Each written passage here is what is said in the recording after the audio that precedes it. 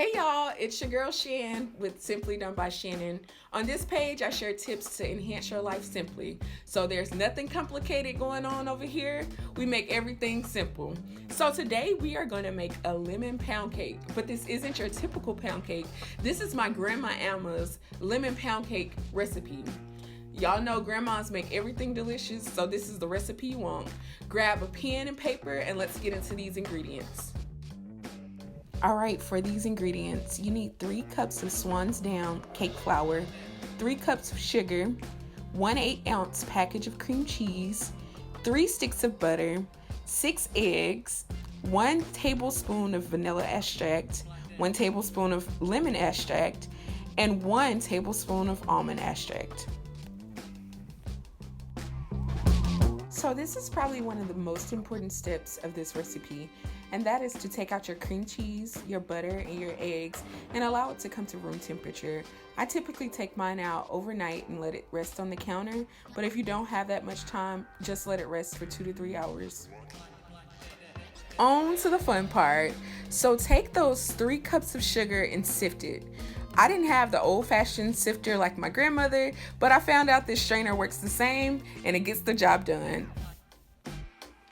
Next, you're going to place your cream cheese and butter in a large mixing bowl and mix it until it's well combined.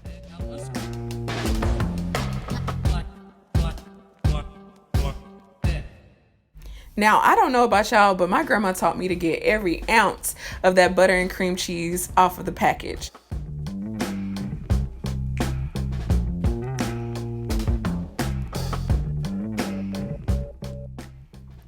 Now you're going to take the sugar and add it in small increments to the cream cheese and butter.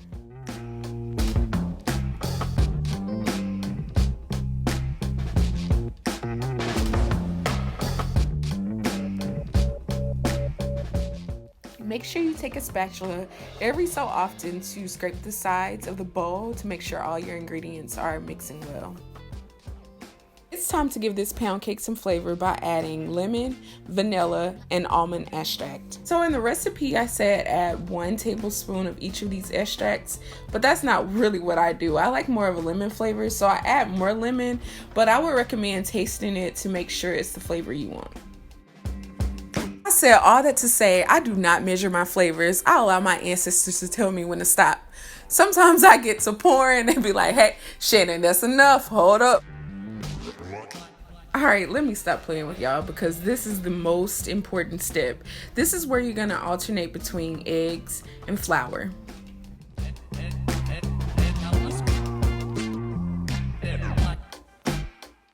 Take about a half a cup of flour, add that to the bowl, mix it very well. Then you add an egg, mix that very well. Take your spatula and spoon around the outside of the bowl to make sure all those ingredients are well combined. Then you continue the same thing over and over until you are on your last egg. I don't know if this is something my grandmother taught me, but I try to end on the egg. If you start with flour and you alternate between flour and egg, you should end up on the egg. So I don't know what it is about that, but try it that way.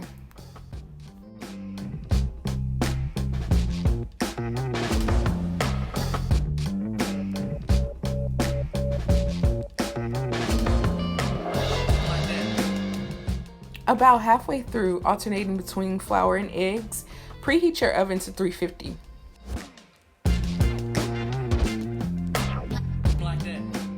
Now sis, you can't do all this work for the cake to stick to the pan. Make sure you grease your pan correctly. I usually buy a baking spray from Aldi because I don't like the mess of butter and flour, but they have this same baking spray at Walmart, Kroger, any major grocery store, and it works wonders.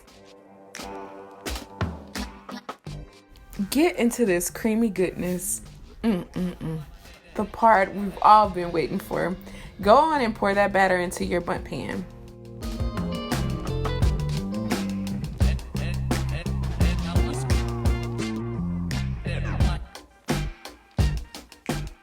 You don't want a lopsided pound cake, so make sure you shake it so the batter gets into the crevices of the bundt pan. Place it on the middle rack in the oven on 350 for 1 hour.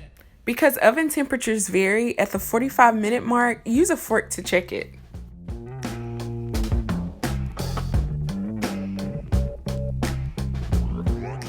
When it's done, take it out of the oven and let it rest for at least an hour.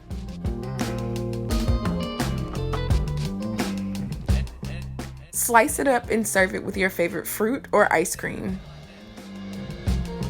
And there you have it, my Grandma Alma's lemon pound cake.